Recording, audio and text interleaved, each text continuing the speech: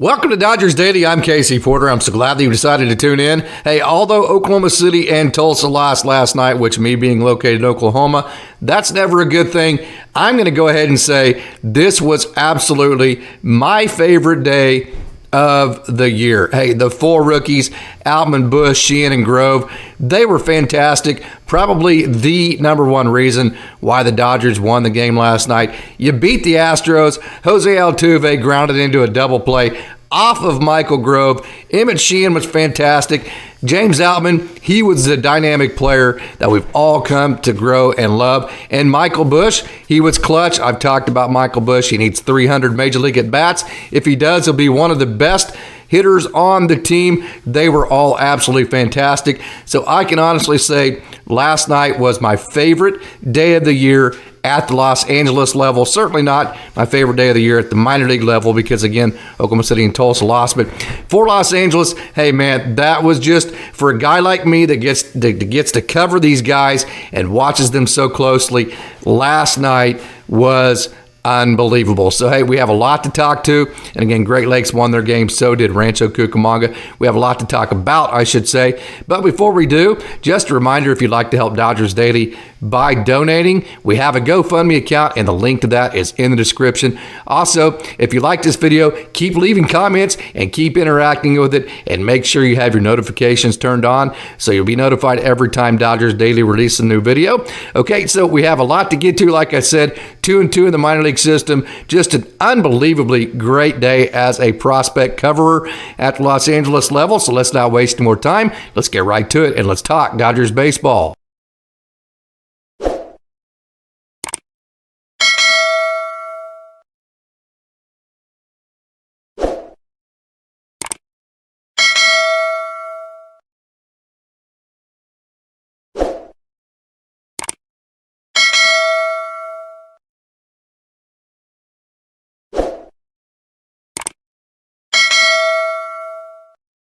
The AAA Oklahoma City Dodgers wasn't a whole lot to talk about. As a matter of fact, we're only going to get to one highlight, and that is of Devinmann. You're seeing him right here hitting a league-leading 25th double of the season. Devinmann has been absolutely on a tear. He had 2 hits last night, has his average up to 316, his OPS at 997. Devinmann absolutely is vying for major league time at the major league level. He can play every single position. He's a wonderful young man. You know, he's another one of those rookies that would fit right into the culture and the dugout and the clubhouse of the Dodgers, and he would do just whatever the team needed him to do. Kind of what michaelgrove is getting ready to do at the pitcher spot. Devinmann could do that from a position player spot as well. Drew Avens went 1 for 4 last night. Ryan Ward, he had a triple. He went 1 for 2.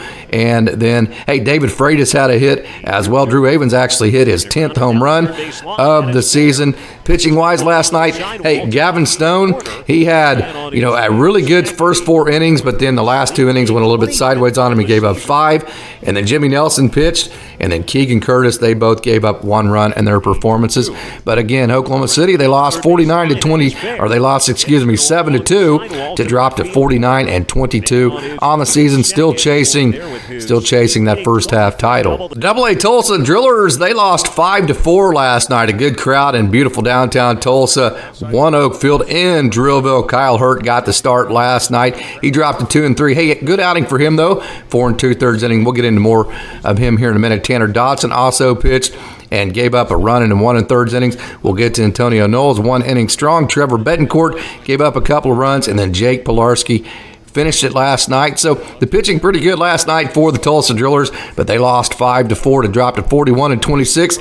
Still chasing that first half title. Kylehurt, who you're seeing right here, set a season high 11 strikeouts, and he set also a season high in innings pitched at 4.2 innings last night. I've told you they are very careful with their minor league arms at the minor league level. Kylehurt, a young man out of USC, I have a chance to communicate with his dad every now and then. His grandpa played at in the National Football League, and his dad played at Ole Miss, and they are both absolutely huge human beings. Kylehurt, you can see right there, has a really great frame to pitch. He went to the University of Southern California, so very, very, very talented young man. If there's ever a young man that has a pedigree for success, it is him. His dad is just very well grounded. He is actually, I believe, a football coach still, and I think he's a PE teacher. Don't quote me on that, but I think he's a PE teacher in the San Diego area. Just wonderful people. Typical Dodgers. Very, very, very talented. Very well successed, but yet so very humble and so very kind. That is Kylehurt and his family to a T. Okay, and he also set a career high in pitches at 69. So a career high in strikeouts, a career high in innings pitched, and then a career high in pitches as well. And boy, I'll tell you what, Kylehurt, his changeup was absolutely fantastic last night. And another thing about him, he is so competitive. The dad with the football background, the grandpa who played in the NFL. You're talking about adrenaline, competitive energy. And sometimes in baseball that actually works against you. That sometimes as a mound presence, it's better just to kind of not drop your adrenaline or drop your energy, but to drop your emotions and to not hyperventilate and just kind of take a deep breath and relax a minute and just kind of settle yourself down. That's a hard thing to do for a guy that's as competitive as Kylehurt and a guy who's had so much success. Hey, I think he's played like 12 different sports, including lacrosse, and he's been just absolutely fantastic at all of them. So to get to settle down, have the mound presence to be able to execute, that is always something that is the hardest thing to learn in the minor leagues. And I'll tell you what, from that perspective, in my opinion, Kylehurt is absolutely coming into his own, just moving on from one pitch to the next and continuing to execute and just having a great presence on the mound, and that's allowed him, in my opinion, too, to land his off-speed pitches, which we know when he hits 99, if he can also land off-speed pitches with it, it's going to be a bad night for the hitters. The Drillers only had 8 hits last night and 4 runs. Joseramos, who you're here, just destroyed this pitch. That was a home run. He had 2 hits last night. We'll get into more of him in a minute. jorbitvivas, we'll talk about him as well. He had a couple of base knocks. Cody Hosey had a base hit, and then Carson Taylor had a pinch hit as well. And Austin Gauthier also had a base hit and an RBI for the AA Tulsa Drillers, who you're seeing right here. Joseramos, boy, what power he has. Home run number 14, Kapow. Good night. See you later. We have liftoff for Joseramos. That puts him all by himself in 3rd place in the Texas League, the league that the Drillers play in, for the most amount of home runs at 14, and it also ties in with his teammate Emmanuel Vargas for the team lead. Ramos also is pairing all that power with a 272 average. Super excited. Going to go watch them play tonight, courtesy of tickets from Braden Fisher. So super excited about that. Thank you so much to him for getting tickets tonight. Ramos hitting 272, OPS 830. I've talked about it many different times. He's letting the ball get a little bit deeper. He's thinking the big part of the field, and when he's a little bit early like this, then he goes ahead and pulls it, and he's able to still get the lift and hit home runs, as the 14 home runs would suggest. So, hey, 2020, he's going to hit 20 home runs. Going to get to 20 in stolen bases. I'd like to see that. I really, really like this swing. Look how powerful, but yet compact, quick, not a whole lot to go wrong with it. That is a one-hopper onto Elgin Street. That is Elgin Street that runs there north and south, right there behind the right field of One Oak Field. I just absolutely love this short, compact swing of jorbitvivas. He can play second base, he can play third base, and he just destroyed. This is his 8th home run of the year, one-hopped. Again, like I said, Elgin Street, 301 on the year average, OPS 870. jorbitvivas is coming to his own. We've always known him and Eddie Leonard, extremely, extremely talented. I love the fact that the organization has brought those two up together so they can play up the middle. Kind of like Alan Trammell and Lou Whitaker. I'm dating myself, I know. But when you get to play together with your middle infield partner that much, you get to know where everybody's at, kind of like 2 linebackers.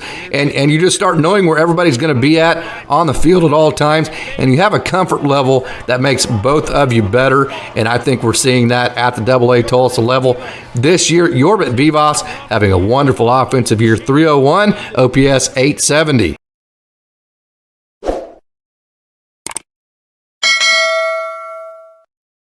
So there you have it. There's our show for you today, man. And I told you it was going to be cram-packed. And it was, hey, like I said, at the Los Angeles level, with the way the 4 rookies played, it was my favorite day of the year. Some great action at the minor league level as well. So I hope you enjoyed today's show. Won't be a show on Sunday. I'm going to the Drillers game tonight. Will not be ripping video of any of the minor leagues. Taking video of the Drillers. Thanks again, Braden Fisher, and to his family for providing me tickets to tonight's game.